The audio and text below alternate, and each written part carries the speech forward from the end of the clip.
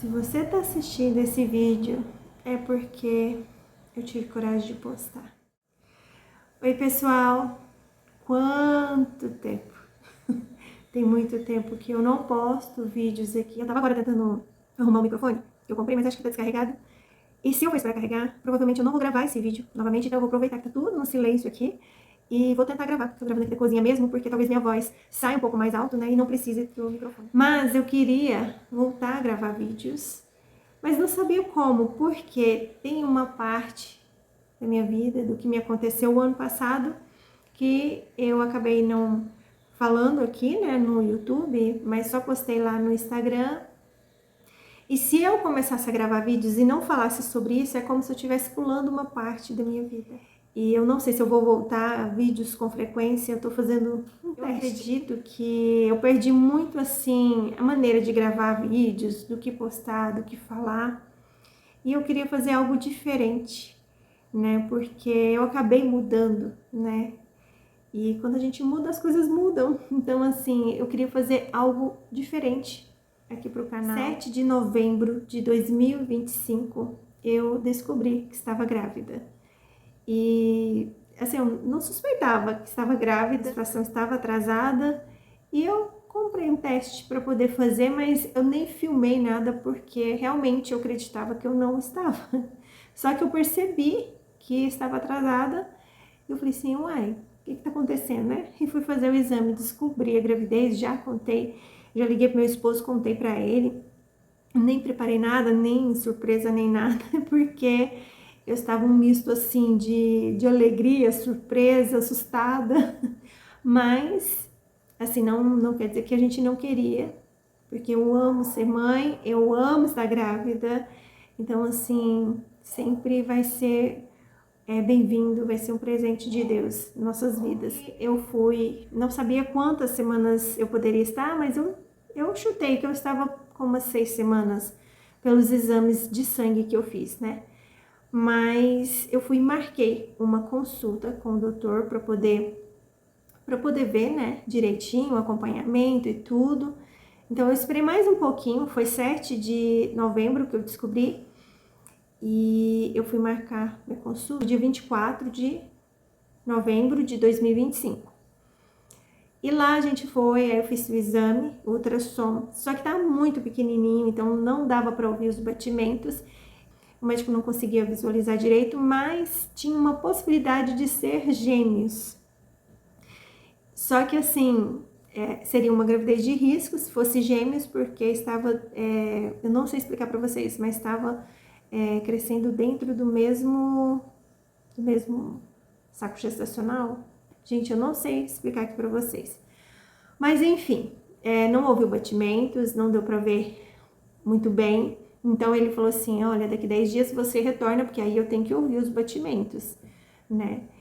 E até eu pulei para 11 dias, né? Para poder ter certeza, eu falei assim, não, vou vir daqui a 11 dias para ter certeza. Mas vamos lá, vou contar o que aconteceu depois disso. 31 de novembro, eu senti uma fincadinha na barriga, bem na lateral da onde tá o corte da cesariana, da minha última gravidez, né? E eu senti uma leve ficadinha e passou. E mais tarde senti novamente. Eu até estava no supermercado com meu esposo e falei que eu estava sentindo. Nesse dia, era dia de culto. E eu fui pro culto. Quando encerrou o culto, eu falei assim, não, eu vou no banheiro que eu estava bem apertada. E quando eu vi, tinha saído um pouquinho de sangue rosadinho. Aí a gente já preocupa, né? Eu já fiquei meio preocupada, mas aí eu falei assim, não, vai passar, deve ser normal, né? Porque é só um pouquinho, então vai passar. Só que quando eu cheguei em casa, comecei a sentir umas cólicas leves. E o sangramento foi aumentando um pouquinho mais e foi escurecendo cada vez mais. De madrugada eu não consegui dormir porque já estava forte as cólicas. Aí eu esperei amanhecer, mandei a mensagem para a secretária do meu médico e ela pediu para entrar em contato com ele. Demorou um pouquinho para ela visualizar, né? Na hora que ela chegou na clínica, ela pediu para falar com ele direto. Eu já tinha que ter falado com ele direto, né? E ele pediu para mim correr para a clínica. E nós fomos. Chegou na clínica, eu já não estava suportando essa dor, era muito forte e já estava descendo muito sangue já, muito mesmo. E ele disse para mim que eu estava em processo de aborto e foi fazer ultrassom. Quando foi fazer ultrassom é que desceu muito sangue e a dor. E ele olhou, já tinha gestacional estava para cima, que é o normal, né? Ele estava abaixo, já estava para expulsão, sabe? Já tinha soltado, não tinha batimentos. Eu não sei se chegou a ter batimentos antes disso acontecer, né? Porque estava perto de eu poder ir já fazer novamente o ultrassom, que seria na semana que aconteceu isso, eu já iria fazer o ultrassom, mas já não tinha batimento e ele pediu para correr para o hospital já, porque ele iria fazer todo o procedimento de uma curetagem. Ia tentar, né, ver se saía antes, até cheguei no hospital, eles colocaram os comprimidinhos lá que faz o procedimento, mas não saía, a dor não parava, ela ficava forte e voltava e voltava. Depois eu descobri que essa é a dor de um parto normal, né, quando entra em trabalho de parto. Aí acabou que eu tive que fazer a curetagem, mas todo esse processo que eu passei assim foi doloroso quando eu cheguei no hospital, por conta das dores, né? Mas porque você, assim, passa por essas dores, mas não volta com seu filho nos braços, né? Então, assim, por esse motivo, isso mexeu muito comigo. E no tempo, assim, que eu fui para a sala para fazer a curetagem, do meu lado tinha acabado de nascer gêmeos. E eu vi os gêmeos, porque a tia estava do meu lado, enquanto a mãe estava sendo operada lá, né? A tia estava com os gêmeos do meu lado, era um casalzinho. E aquilo mexeu muito comigo, mas eu nem contei para ela que eu ia passar por esse procedimento, né, de curetagem.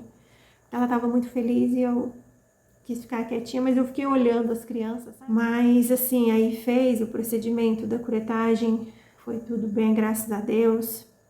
O meu médico, ele é muito bom. Depois pediu para fazer, né, a biópsia, e a biópsia ficou pronta e disse que foi normal o abortamento completo, sem alterações, ou seja, Deus sabe de todas as coisas. Quando a gente entrega a nossa vida nas mãos de Deus, Ele está no controle de tudo. Não cai uma folha de uma árvore sem a permissão de Deus. Então eu sei que Ele estava no controle de tudo. E eu sei que Ele iria me sustentar naquele momento, ia trazer consolo para o meu coração, paz para o meu coração, mesmo eu passando por aquele processo do luto, porque aquilo acabou mexendo um pouquinho comigo, eu fiquei sensível, sabe, em relação a isso, mas hoje eu estou aqui para falar para vocês que eu estou bem, graças a Deus, e que se você estiver passando por um processo desse, né, de aborto, ou qualquer outro processo, na sua vida que envolva dor, né, de perda, saiba que Deus é o seu consolo. Saiba que se você buscar por Ele, Ele vai te consolar. Ele vai te sustentar no meio da sua dor. Ele vai trazer paz no meio da sua dor. Parece uma loucura, mas é assim que funciona. Ele traz paz ao nosso coração. E a gente não pode perder a fé, não pode perder a esperança, porque tudo está no controle. E às vezes a gente não consegue entender porque certas coisas acontecem com a gente, mas a gente busca confiar em Deus. Em maio de 2026.